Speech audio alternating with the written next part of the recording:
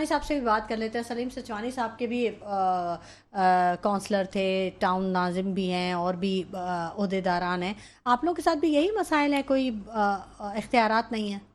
जी नहीं, मैं ना काउंसलर था ना मैं टाउन नाजिम हूँ। नहीं आपके पीटीआई के, हाँ, पीटीआई की बात कर रही हूँ, आप तो उसको रिप्रेजेंट कर रहे हैं। भी हैं और टाउन नाजिम भी हैं, मगर बात देखें, बात वहीं पे आ जाती है कि हम अपने मज़हब को भूल चुके हैं। हम नमाज़ पढ़ते हैं 5 टाइम की, मगर नमाज कायम नहीं करते, जिसका जिक्र बार बार कलाम पाक में आया हुआ कि नमाज कायम करो, नमाज कायम करो। इहदिना सिरातल मुस्तकीम हम हर नमाज में पढ़ते हैं, मगर नमाज से बाहर जाने के बाद हम जो सीधा रास्ता अल्लाह बताता है वो उससे भटक जाते हैं। अल्लाह ताला कलाम पाक में फरमाता है कि अपना काम अच्छे तरीके से करो। अब आप मुझे बता दें कौन सा तामीराती काम है या कौन सा ऐसा काम है जो हम अच्छे तरीके से करो। हर काम को हम थुक पट्टी लगा के जान छुड़ा के कर रहे होते हैं। सफाई निफ्स ईमान है, हम हमारे कलाम पाक में लिख के दिया गया है। हम देख लें सफाई निफ्स ईमान का क्या हाल हमारे यहाँ पर है। यहूद और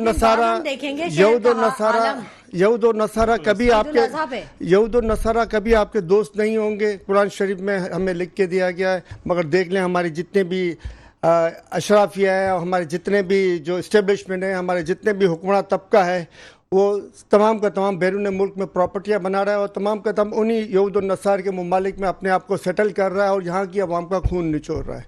तो ये मसला जो है हल उसी वक्त होगा जब हम अपने आप को अपनी सही राह को मुतय्यन करेंगे। हम चाहेंगे कि हम इंसाफ का निज़ाम कायम करें, तो आप देख लें इंसाफ का निज़ाम कहाँ है। 150 से ज़्यादा मुकदमात बानी पीटीआई के ऊपर हैं। यास्मीन राशिद साहबा जेल की सोबतें बर्दाश्त कर रही हैं, 70 साल से ज़ायद उम्र है, कैंसर की पेशेंट है।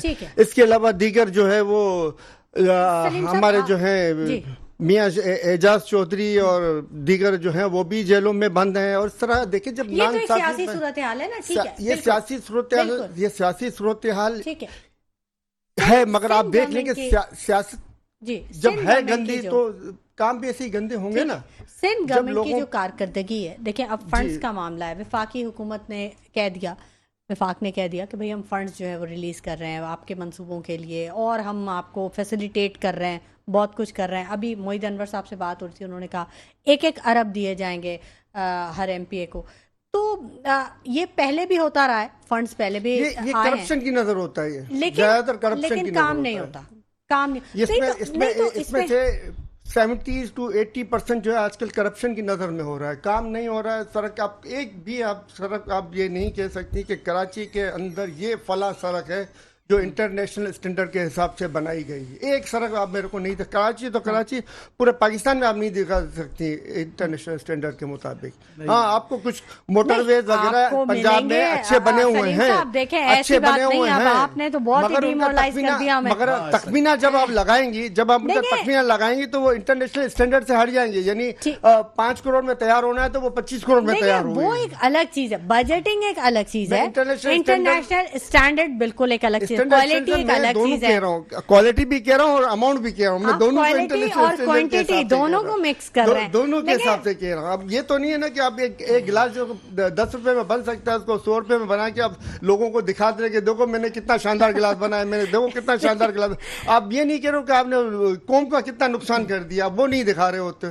तो इस तरीके से जो है गवर्नमेंटें नहीं चलती, इस तरीके से मुल्क तरक्की नहीं करते, उस तरीके से शहर तरक्की नहीं करते, इस तरीके से सूबे तरक्की नहीं करते।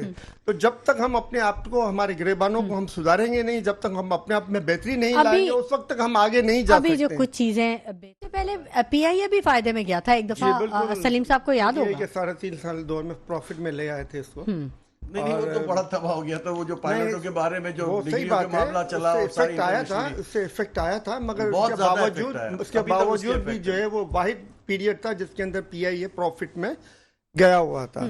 और ये भी बात अपनी हो रही थी कि कराची की जो आप देख लें जो बदहाली है, तो उसमें भी अगर आप देखें तो वही नाइंसाफी का अंसर शामिल है।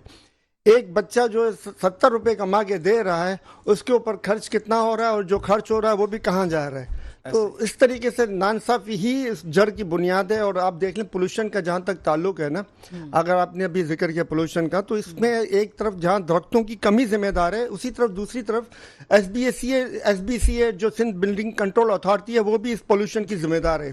کیونکہ وہ بلڈنگ سے بلڈنگ جو کمپلسری اسپیس چھوڑنا ہوتا ہے وہ نہیں چھوڑ رہتے ہیں, یہ اپنے پیسے لے کے آنکھیں بند کر لیتے ہیں. پارکنگ کی جگہ نہیں چھوڑ رہے ہیں, یہ اپنے پیسے لے کے آنکھیں بند کر لیتے ہیں. تو اتنا شہر کو کنجسٹڈ کر دیا ہے ان لوگوں, جہاں پہ 3 منزلہ بننی ہوتی ہے وہاں پہ 18 منزلیں بن رہی ہوتی ہے, ان کی آنکھیں بند ہوتی ہیں.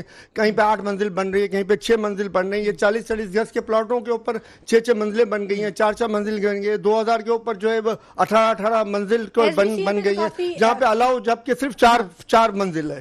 تو اس طریقے کے جو کراچی کو جو برباد کرنے میں جو ادارہ زیادہ انوالو ہے نا, تو ایس بی سی اے سندھ بلڈنگ کنٹرول اتھارٹی جو وہ سب سے زیادہ ذمہ دار ہے اس کی, کیونکہ اس نے شہر کو اتنا کنجسٹڈ کر دیا ہے کہ آج پولوشن بھی اس میں بڑھ رہی ہے جس کی وجہ سے. مگر جہاں درختوں کی کمی کے ساتھ ساتھ جو سیکنڈ جو ذمہ دار ہے وہ ایس بی سی اے ہے. ہاں جی بالکل, اس پہ بات بھی ہو رہی ہے اور کافی نوٹسز بھی لیے ہیں, عدلیہ کی جانب سے بھی کافی سخت رویہ اور برہمی کا اظہار کیا گیا ہے.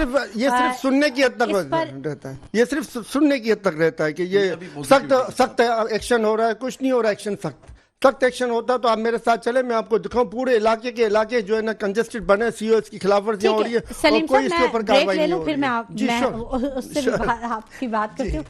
سلیم سچوانی صاحب, لاسٹ کمنٹ میں آپ سے لینا چاہوں گی, بتائیے. دیکھیں جی, انہوں نے جو نون لیگ کے ریپرزینٹیٹو نے جو بات کی, تو جس طرح کی ان کی حکومت ہے اسی طرح کی ان کی بات تھی.